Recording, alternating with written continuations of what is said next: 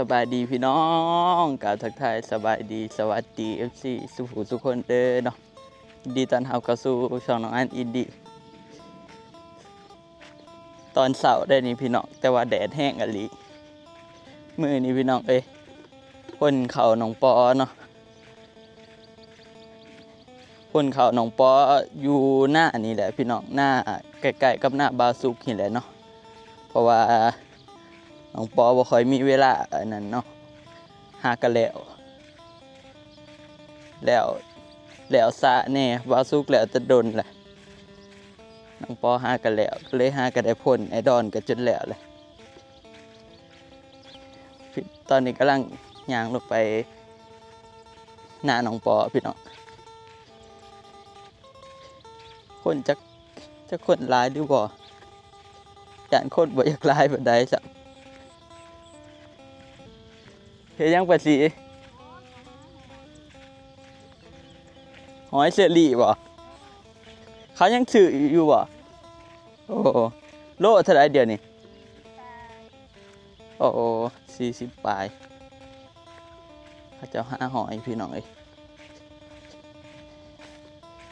บ่ทันมีคนจังคนบ่ทันมาโอ้ยฮ้อนแดดคักพี่น้องไอ้ดอนก็มาเนาะไอ้ดอนขี่รถมา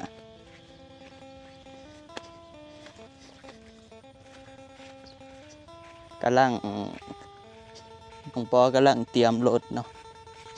รถตัวเองพี่น้องรถน้องปอเองพ่นเขาตัวเองไอ้ดอนกับรถตัวเองพ่นเขาตัวเอง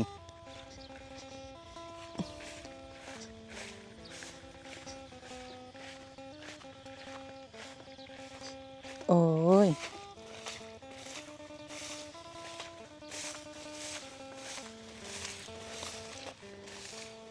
ฟ้าโซหน้ามีแต่หนามพี่น้องฝนตกเบิ่งขิงมัน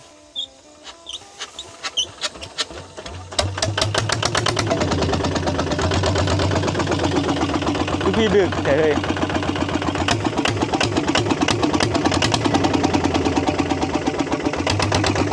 ที่ขึ้นได้อยู่วะ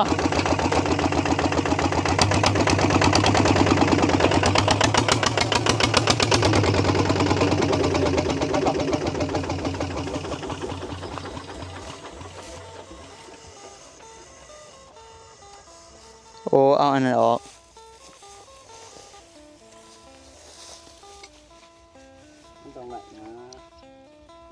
คือบ่ทันมีคนเฮ้ยเขาอยู่ข้างกองเขาบ่หลังกองเขาบ่นั่นไปทางไรนอกบ้านนั่นขึ้นนั่นอะไรพูดนอนอันดงคือเราเด็กพี่น้องกองเขา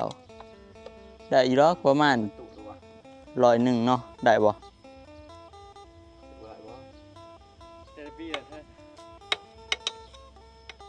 ลำปีกาย117แต่ว่ามีบางเสียปีนี้ยันได้กว่าปีกายอยู่130ผู้บ่จักเป็นบ้านแล้วน่าจะน่าไอ้รอดรถมากูเร่งเข้าคนเขาไปเบิ่งเขาคืออีก3เต็มยาเขาในหนทางบ้านนี่บ่เองเลยสิเพิ่นเนาะเจ้าเฒ่ากูบอกให้เอาละฟังเอานะคนอื่นเนาะก็เจ้านั้นเพราะว่าก็ว่าเจ้านั้นเพราะว่ายืดท่อเลยนี่ยืดก็ซื้อมากูก็ซื้อที่ละซื้อห้องไอรอนมันก็400,000 500,000เนาะ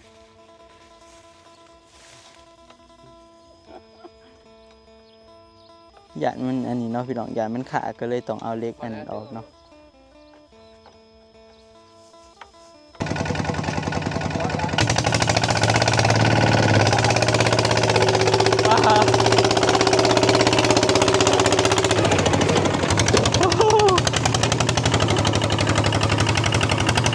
ซุปเปอร์มันก็แห้งอยู่แล้วกระโดดแห้งเนาะมาบวกกับรถแห้งอีก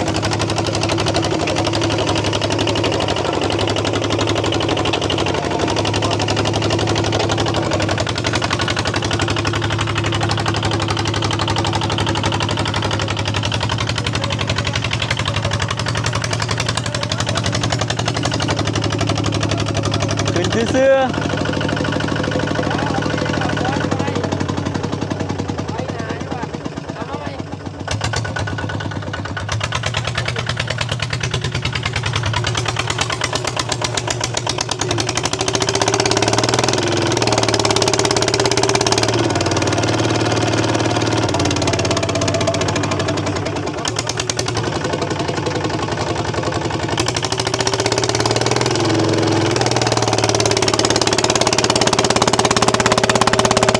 พอ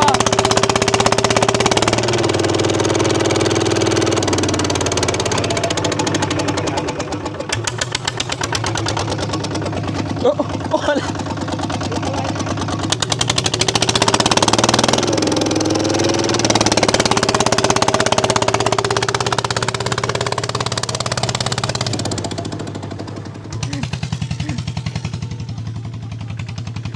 โอ้ที่โถ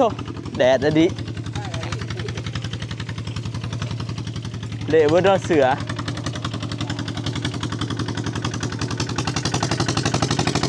กำลังย้ายรถแล้วพี่น้องเดี๋ยวเอารถขึ้นมานี่แหละ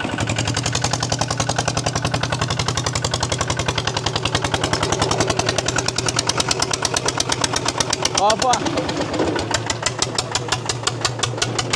รถจะเอาไปที่ว่าสิจอดอยู่บ่อนน่ะมันบ่ได้แล้ววันนี้มันเปียกเลย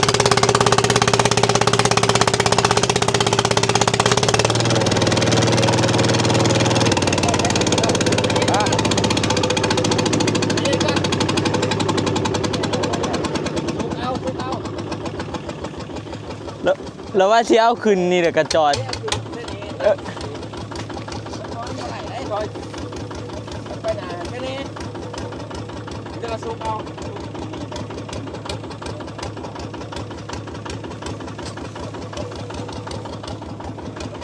มันล่มแล้วมันเปลี่ยนไปว่าได้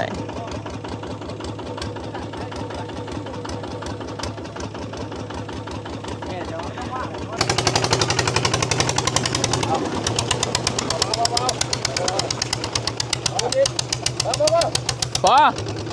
เดี๋ยวก่อนจะนี้ก่อนมาเขาเอาพ่นแล้วให้ไปเลยก่อนที่กล้อง เอากองคันหน้า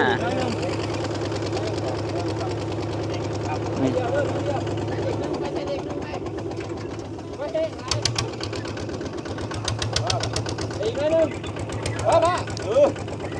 ได้นะคัก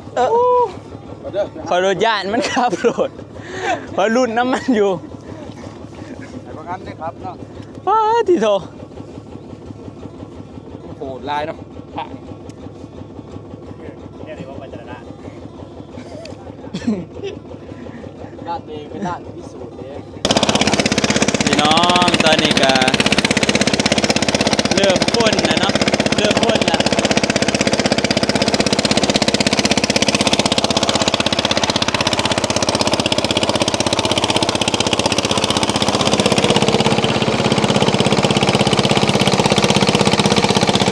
เป็นคนยัดเองเนาะคนยุ่นกัน3 คนพี่น้องคนหายกับ3 คนคือกันเนาะคนบ่ค่อยร้ายปานใด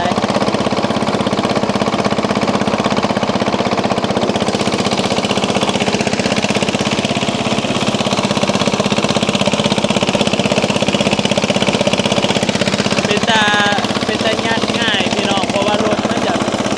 เอียงลงแบบฝั่งเนาะ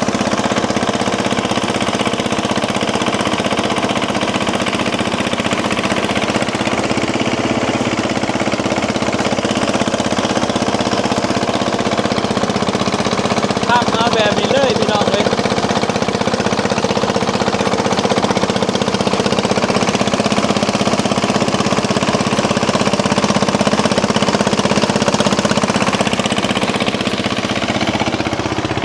ไปเดี๋ยวเราไปเบิ่งเบื้องนะเนาะไอ้ดอนกับน้อยๆกับบ่าวเอพากันญาติอยู่นี่พี่น้องก็เอามากองไว้พี่น้องมันบ่มีบอนกองเราต้องเอามากองอยู่ไกล หามาไกลเติบพี่น้องเอ้ยพี่หามาพี่เนาะ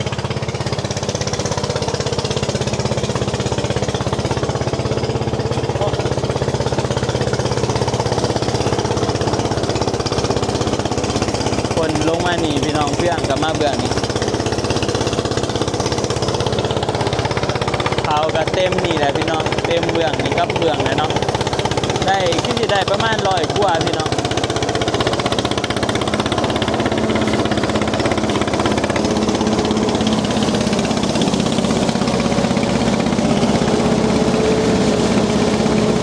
คนกันปะวะ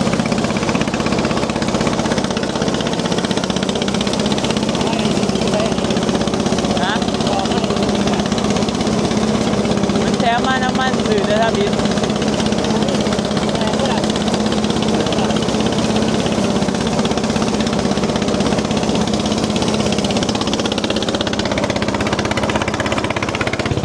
เดี๋ยวเอาขึ้นไปยุ่นกันเนาะคนมันหลายเลยขึ้นไปยุ่นเอาซะคนยุ่นมันหน่อยมาขึ้นที่เฮ้ยหมอนี่โอ้ย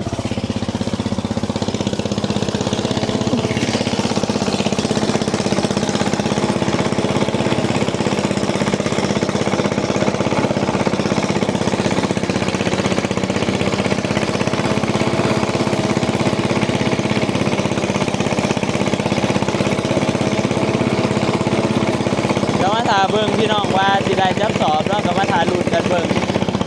ก็ได้ประมาณ100 กว่านี่แหละประมาณ130-140ฟังเบิ่งเนาะพี่น้องแต่ว่าเขามันแน่นมันยัดแน่นที่สิได้หลายเติบไปเดี๋ยวยุ่นช่วยกันก่อนพี่น้องตอนนี้ก็คนได้ประมาณ20 ปลายกระสอบแล้วนะเนาะเขามันอยากเปียกพี่น้องเอ้ยเบิ่งทีคนจะหึงนะฮะก็ได้ทำเนาะมันคนชาเอาเปียกคอยหยัดเนาะพี่น้องหยัดไว้ว่าได้เดียวรถแขนมันแห้งศีรษะพวกเราเนาะ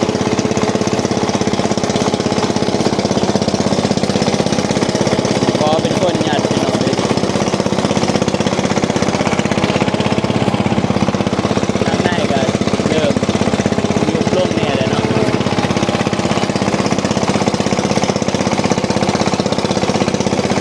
ประมาณ9 ปลาย30 กระสอบเลยพี่น้อง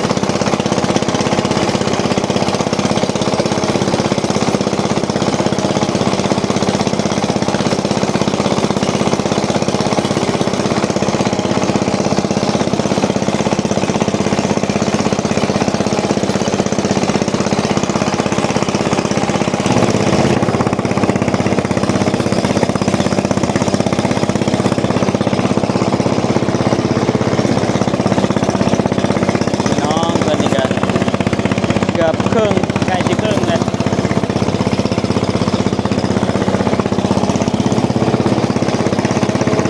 ใกล้จะครึ่งเลยแหละ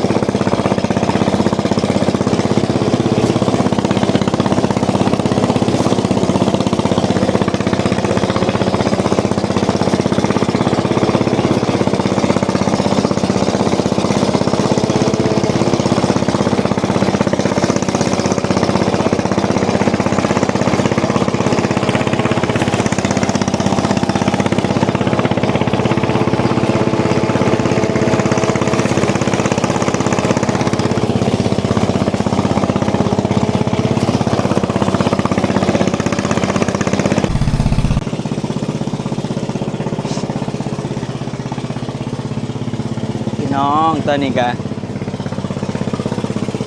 ได้กายครึ่งแล้วมั้งหรือว่าครึ่งหนึ่งเนาะโอ้ไงไอ้ดิมันลบมันอุมาคือ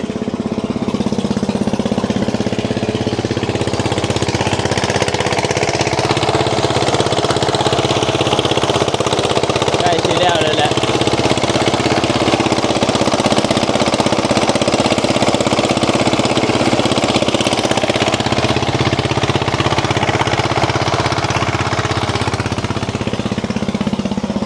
ส่หลายเติบแบบพี่น้อง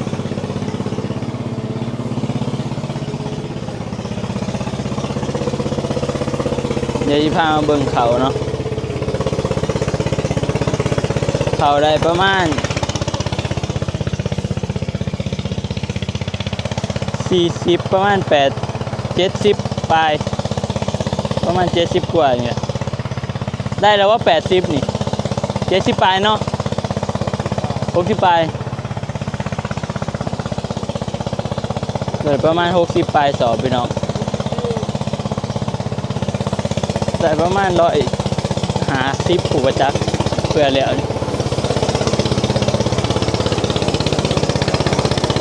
สิโตง่าย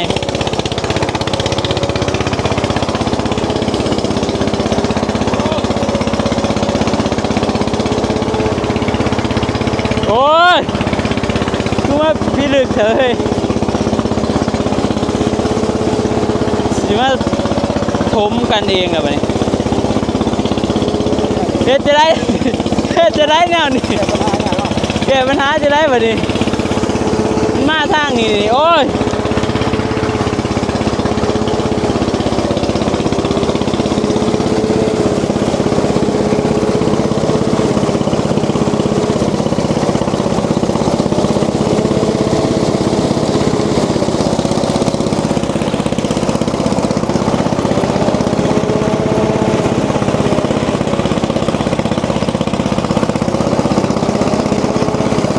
เรื่องมันย้อนกลับมาคืนพี่น้องเลย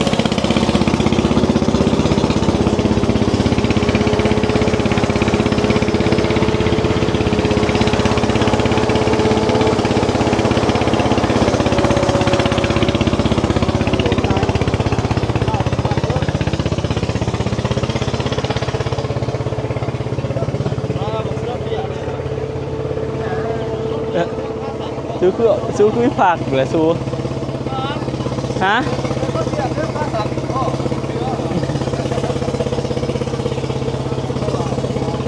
ป้าเขา2คนเขาบ่ได้ผักได้ฮะผู้เขามาซอยจะเป็นไผพี่น้องเลยพวกนี้มีแต่ผักพวก2คน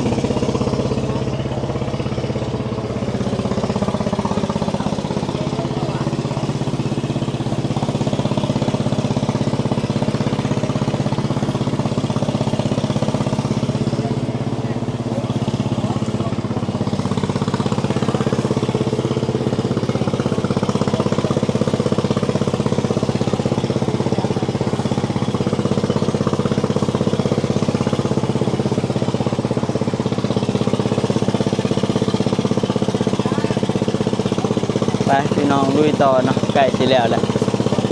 ถามคือเพิ่นเหรอเป็นจังได๋มันคือสะแท้มันเปียกโอ้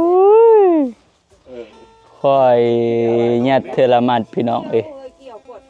ยัดเข่ายังบ่เมื่อยเท่านี้เนาะเว้ย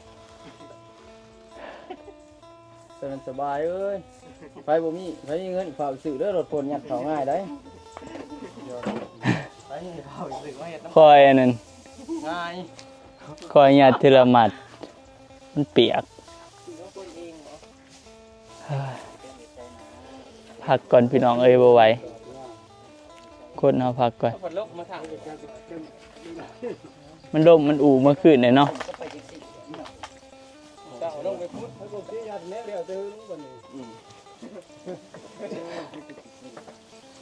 โอ้เบิ่งไฟแต่ละคนอยู่ เจ้ากองไว้วันเดียวแล้วก็ฮุบบาทนั่น โอ้ยปลาไก่กินแล้วนะบ่ได้ทดสอบหรอก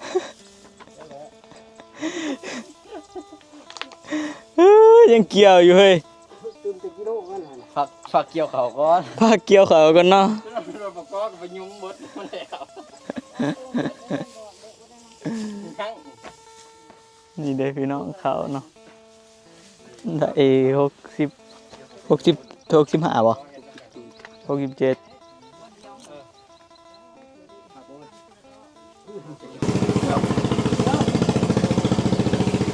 คนต่อพี่น้องเอ้ยลมมันเริ่มไปทางเก่าแล้วเนาะฝ่าฝน12 โมงแล้วพี่น้องเอ้ย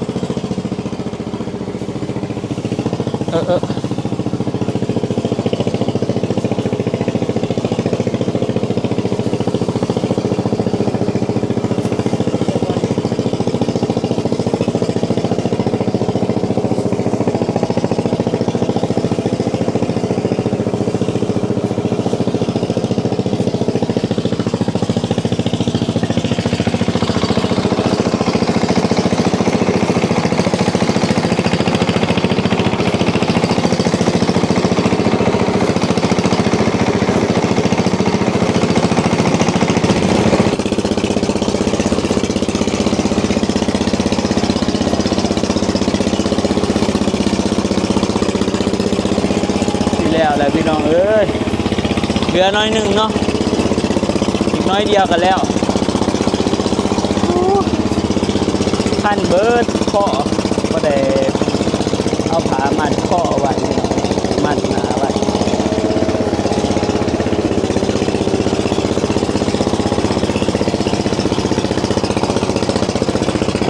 จนเอามากองเบื้องนี่เนาะพี่น้องได้หลายเติบ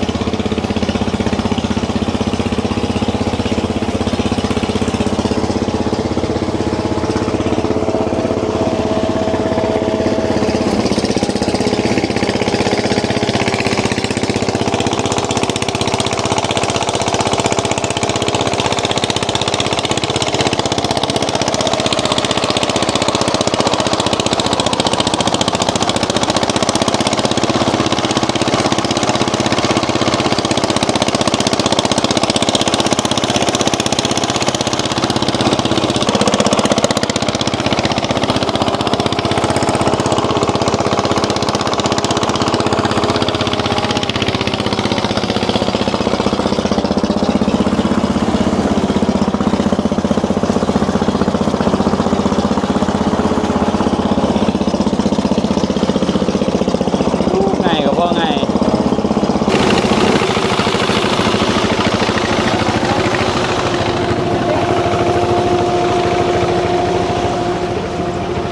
เดี๋ยวสิพามาเบิ่งเขาเนาะพี่น้องว่าได้จักกระสอบ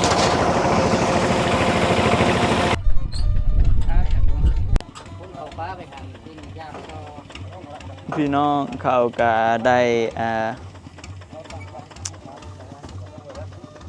ได้147กระสอบเนาะข้าวน้องปอ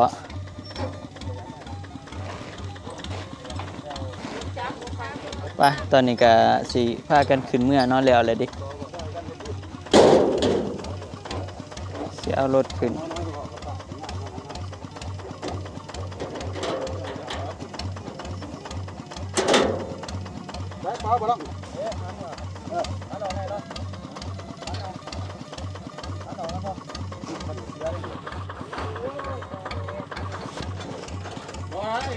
ไปเดี๋ยวสิพากันขึ้นเมื่อแล้วเนาะคนเขาแล้วเรียบร้อยแล้วได้อัน147กระสอบเนาะพี่น้องเขาน้องปอเนาะตอนนี้ก็พอดีฝนประมาณตอน10 โมงตอนนี้บ่าย1 โมงบ่าย1 โมง 47 นาที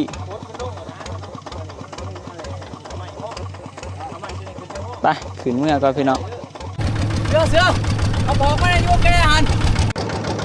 อันนั้นยูแกบนยางว่าหัน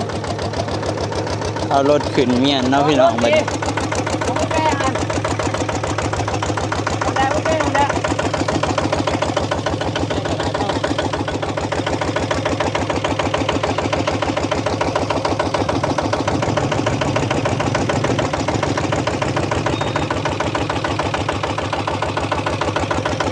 ไปเมื่อพี่น้องกินน้ำไปสำหรับคลิปนี้ก็สิได้เบิดเพียงเท่านี้แหละเด้อพี่น้องเอ้ยขอบคุณขอบใจ FC บ่สุขทุกคนเนาะที่เข้ามาติดตามรับชมเดี๋ยวเอาไว้พอกันใหม่คลิปหน้าพี่น้องสำหรับคลิปนี้ขอตัวลาไปก่อนเด้อขอกล่าวคำว่าสบายดีพี่น้องบ๊ายบาย